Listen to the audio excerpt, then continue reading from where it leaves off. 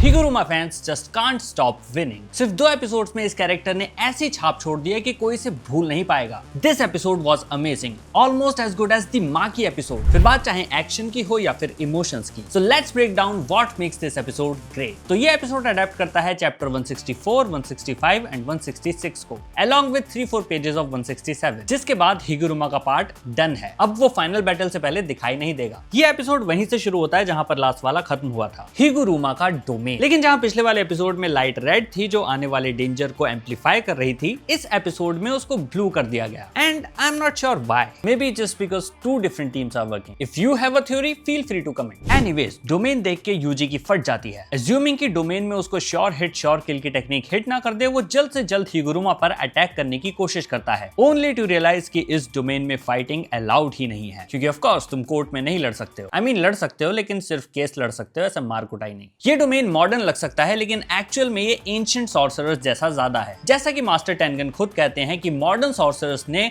Domain को एक मुश्किल टेक्निक बना दिया है, श्योर हिट श्योर किल की कंडीशन लगा के, जबकि पहले ये कंडीशन सिर्फ श्योर हिट तक लिमिटेड थी, जिसकी वजह से अब एडवांस लेवल सॉर्सरर्स ही डोमेन को यूज कर पाते हैं। कंपेयर टू दैट, पहले डोमेन काफी सिंपल टेक्निक हुआ करती थी जिसको काफी ज्यादा सॉर्सरर्स यूज कर सकते थे। क्योंकि हिगुरुमा को कन्वेंशनली ट्रेन नहीं किया गया, तो उसको ये डोमेन नेचुरली मिला, और इसीलिए ओल्डर टाइम्स की सिंप्लिसिटी पजेस करता है। ये श्योर हिट अटैक्स पजेस नहीं करता, लेकिन ये सामने वाले को अपने रूल्स के अंदर रह के लड़ने पर मजबूर करता है, और अभी यही हो रहा है। हिगुरुमा एक डिफेंस लॉयर है जो यूजी को केस लड़ने पर मजबूर कर रहा है। हमें फर्स्ट टाइम जजमेंट की वॉइस सुनने मिलती है, जो नाम और अपीयरेंस से तो मुझे लगा था कि भारी भरकम डरावनी और मर्दाना होगी, but surprisingly it was a female voice.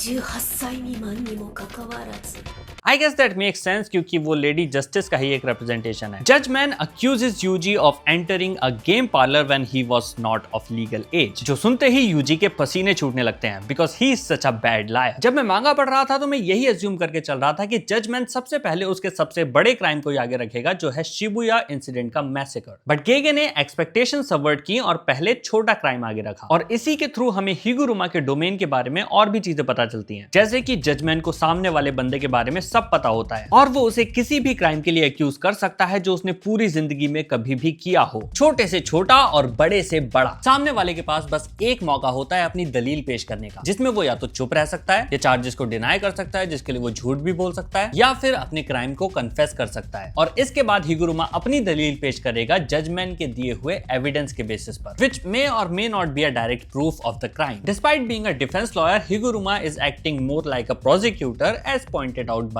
Yuji. खैर, ये जो जजमान है वो अपना वर्डिक्ट इन पार्टीज की दलीलों के बेसिस पर सुनाते हैं। भले इसे सारी सच्चाई पता हो, पर फिर भी ये दलीलों के बेसिस पर ही अपना डिसीजन सुनाएगा, kind of representing our own flawed justice system. I absolutely love the part जिसमें हिगुरुमा यूजी को बताता है कि वो टेस्टिमोनी में झूठ भी बोल सकता है, जिस पर यूजी सरप्राइज होता है कि ये भी पॉसिबल है, जिस पर हिगुरुमा कहता है कि अगर हर कोई कोर्ट में सच बोलता तो किसी ट्रायल की जरूरत ही नहीं होती। ठीक वैसे ही जैसे अगर हर कोई वीडियो लाइक करता तो मुझे भी टेंशन लेने की जरूरत नहीं होती। जजमान अपना वर्डिक्ट देता है जापान के 6 कोड्स के बेसिस पर। अगर तुम एपिसोड देखते टाइम कंफ्यूज थे कि ये 6 कोड्स आखिर है क्या, तो ये जापान के लीगल सिस्टम की फाउंडेशन है, जिसमें आता है constitution, civil code, commercial code, criminal code, code of civil procedure and code of criminal procedure. तो यूजी पर अभी चार्ज लगा है माजी बेगस नाम के गेमिंग पार्लर में एंटर करने का। बेगस यहाँ वेगास की पैरोडी है, लेकिन जहाँ विजुअल्स में बेगस है, सबटाइटल्स में वेगास ही है। Did the subtitles miss translate or am I paying too much attention? यूजी को पता नहीं है कि एविडेंस क्या है, और ना ही ये कि इस क्राइम की सजा क्या होगी। वो ये भी अज्यूम नहीं कर सकता कि कन्फेस करने पर सजा कम होगी। वो अपने छोटे से दिमाग पर बहुत सारा जोर डालने के बाद कहता है कि वो माजी बेगास में गया जरूर था, लेकिन हक नहीं, जिसके साथ उसने इस ट्रायल में भी हक दिया, क्योंकि एविडेंस से प्रूव हो जाता है कि वो सेम डे गेम पार्लर की मनी एक्सचेंज करवाने भी गया था, यानी वो गेमिंग ही कर रहा था, एंड हेंस वो गिल्टी साबित हो जाता है। गिल्टी साबित होने पर जजमान 2 ही तरह की सजा सुनाता है, या तो कन्फिस्केशन या फिर डेथ पेनल्टी,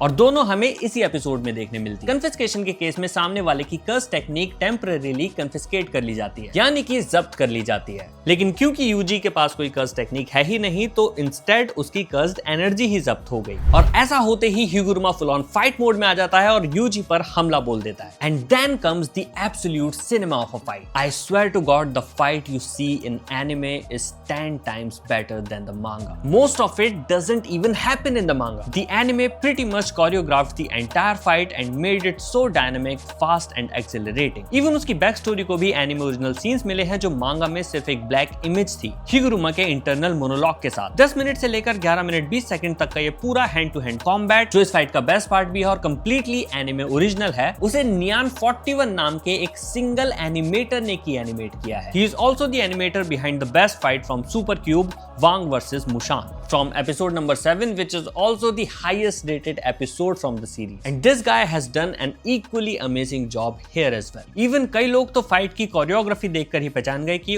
उसी एनिमेटर ने बनाया है। He choreographed the whole thing from Higuruma throwing his hammer to Yuji catching it to this insane aura farming moment and then Higuruma spamming the fuck out of these hammers. He even added the part जिसमें hammer की सिर्फ length increase हो रही है और UG उल्टे हाथ भाग रहा है। नरेशन ने हमें हिगुरुमा के अकम्प्लिशमेंट्स के बारे में बताया एज अ लॉयर। उसके पीयर्स उसको जीनियस बोलते थे, येट जो तारा उसके अंदर सबसे तेज चमका वो था उसके अंदर का talent as a jujutsu sorcerer. उसने डोमेन को रिवर्स इंजीनियर करके बैरियर्स सीखे और बैरियर्स को रिवर्स इंजीनियर करके कर्स्ड एनर्जी, और वो 12 ही दिन में ग्रेड 1 सॉर्सरर बन गया। और ये फाइट हिगुरुमा को उसी स्किल्ड फाइटर के रूप में प्रेजेंट करती है जो सिर्फ अपने तर्क से नहीं बल्कि अपने हाथों से भी लड़ सकता है। कॉर्नर होने पर यूजी अपने दिमाग को उसके फुल पोटेंशियल पर चलाता है, which isn't much, but he figures out कि अगर ये डोमेन कोर्ट्स के सिस्टम पर वर्क करता है तो मुझे रीट्रायल भी तो मिल सकता है। पर गे एक बार फिर से एक्सपेक्टेशन सबवर्ट करते हैं, हमारी भी और यूजी की भी, क्योंकि इस बार उसे सेम केस के लिए नहीं बल्कि शिबुया मैसेकर के लिए ट्रायल पे रखा जाता है। और ट्रायल ढंग से शुरू भी नहीं होता कि यूजी कन्फेस कर लेता है कि हाँ मैंने ही उन लोगों को मारा है। It happened so suddenly and with such sincerity that it surprised me as much as it did in the manga. The reveal is sudden and shocking, yet it is completely in line with the character. Yuji इस guilt को अपने दिल पर बोझ बना के बस चले जा रहा है। इस सीजन का एंडिंग सॉन्ग भी यूजी की फीलिंग्स को दिखाता है और फाइनली अब हम खुद भी यूजी के मुंह से सुन रहे हैं। वो शिबुया इंसिडेंट में हुए मैसेकर के लिए खुद को जिम्मेदार मानता है। सुकुना कंट्रोल में था तो क्या हुआ, किया तो उसने मेरे ही शरीर से है ना, मैं कमजोर था,